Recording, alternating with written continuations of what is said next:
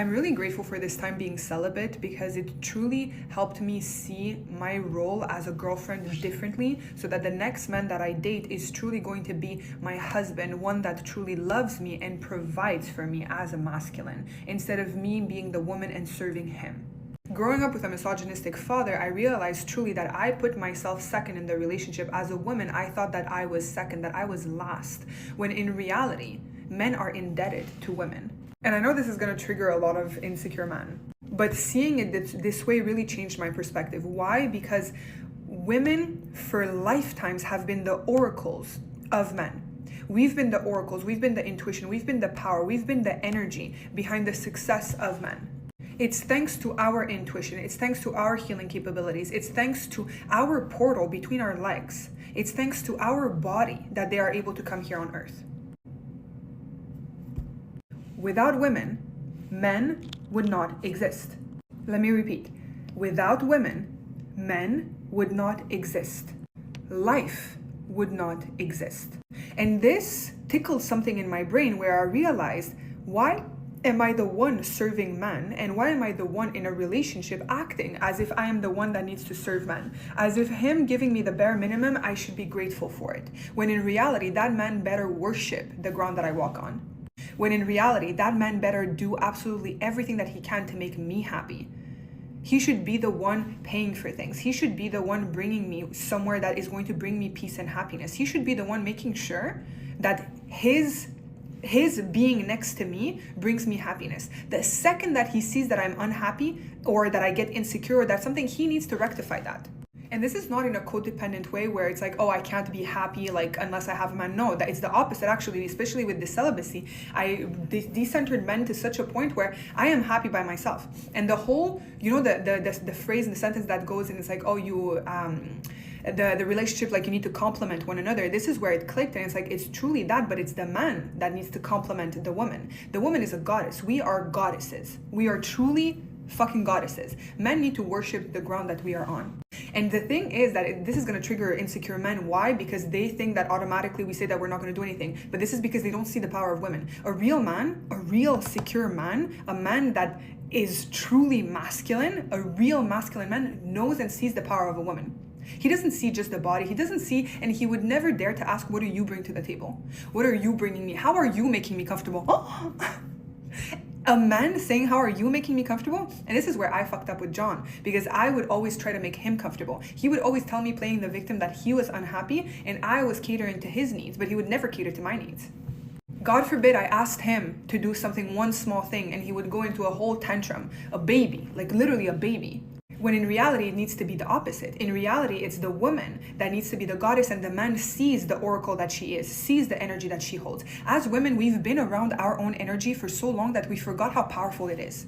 We've been with our energy our entire life, so we forget the effect that our energy has on men. We forget, and especially in the patriarchal energy, and especially when you're around misogynistic men, we believe that we are there to serve men, when in reality it's the complete opposite. I swear, when you start seeing yourself as a goddess, when you start seeing yourself as the powerhouse, you look at men as them serving you.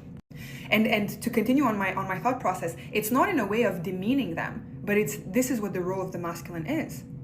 And as women, we already hold empathy, compassion, and grace. Men don't have that. They're not born with that. They have to learn that. We have to learn boundaries. We have to learn how to build our ego. That is what we have to learn as feminine. A man that is looking for a woman that serves him is looking for a man. That man is gay. Shout out John. Because he is looking for a masculine energy in his presence. He's not looking for a woman. He's not looking for a feminine energy. He's looking for a masculine energy.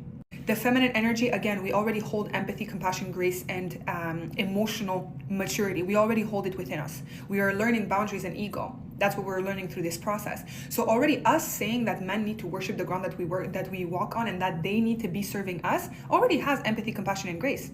We're not doing it from a standpoint of dictatorship, or from I don't know if I'm using the right word, or from an authoritarian perspective, or from the fact that we see men lower than us. Absolutely not.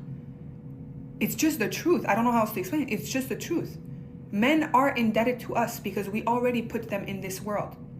And us loving them and us letting them worship us means that they are staying next to our energy. So already we are giving them a gift. Them being at the same frequency as us and being around us, sleeping with us, touching the energy of our portal, we're already giving them a gift. We're giving them the gift of our oracle intuitive energy within. That is the gift. So there's absolutely nothing else that we need to do. And this is why truly, like, I'm getting more and more, I'm not opening a fucking door. I'm not paying for shit. I'm not buying gifts. I'm not paying for your stuff. I'm not doing, I've never gone 50-50, but I'm never doing 50-50 in nothing. I am not staying there arguing with you about basic human emotions. Like, my whole perspective through this celibacy changed completely. And especially looking at the relationship with John and the whole narrative falling, it all crumbled. And it baffles me because he literally has two sisters. He has two sisters, and but he's the prince of the family, of course. His mother is the type of mother that chooses his son over her husband. And that's besides the point. But yeah, girls, women, literally, we are goddesses. We need to start realizing that and no longer seeing it as something that is egotistical. And even if we do see it as egotistical, we already were born without the ego because we are women. We are intuitive beings from the get-go. We needed to learn ego. We needed to gain ego. We needed to build our ego. The goal is for us to get to the point where we are goddesses. And yeah, if you're asking me out on a date, you're sending me a car, or you're sending me an Uber, you're sending me something. You're opening the fucking door everywhere that I go. If you see me crying, you rectify the situation. If I'm crying because of you, you rectify the situation immediately. If you see that I'm stressed, you rectify the situation immediately, especially if it's because of you. You're the one buying me gifts. You're the one paying for shit. You're the one making sure that my environment is safe for me to be able to exist in my intuitive goddess energy. You're the one being romantic. You're the one cleaning the house and cooking for me. Misogynistic men think that the woman needs to cook and everything. We're going to do it out of love, naturally. But in order for us to be in our natural state of love, the man needs to provide something. And I swear to God, the next man that I'm dating is going to be my husband. He's going to be my husband, and it's going to be the standard list is going to be there. It's going to be there. If you're not able to do that, I'm getting up and I'm leaving from the date. And even there, I might not even go on the date. I'm not going to waste my time. I don't have time to waste. My energy is too precious. And the old me would have looked at who I am today and be like, oh my gosh, she's a bitch. And hell yeah, I'm a fucking bitch. Because I've done the other side. And this is where, for me, I show myself a lot of grace through this process because I've done the other side. I've tried the other way. I've tried to be in my masculine energy. I've tried of being the provider. I've tried to be like the sensitive one that like takes care of the other man. I've tried all of this. Didn't work. Didn't make me happy. The opposite actually made me depressed, suicidal. So we're not doing that. I'd rather be seen as a bitch by an insecure little man and being seen as a goddess by a real man than staying where I was. Because like I said, a man that is looking for a woman that pays 50-50, a man that is looking for a woman that takes care of him instead of him taking care of her, is a man that is looking for another man. And I'm too feminine for that. No, thank you.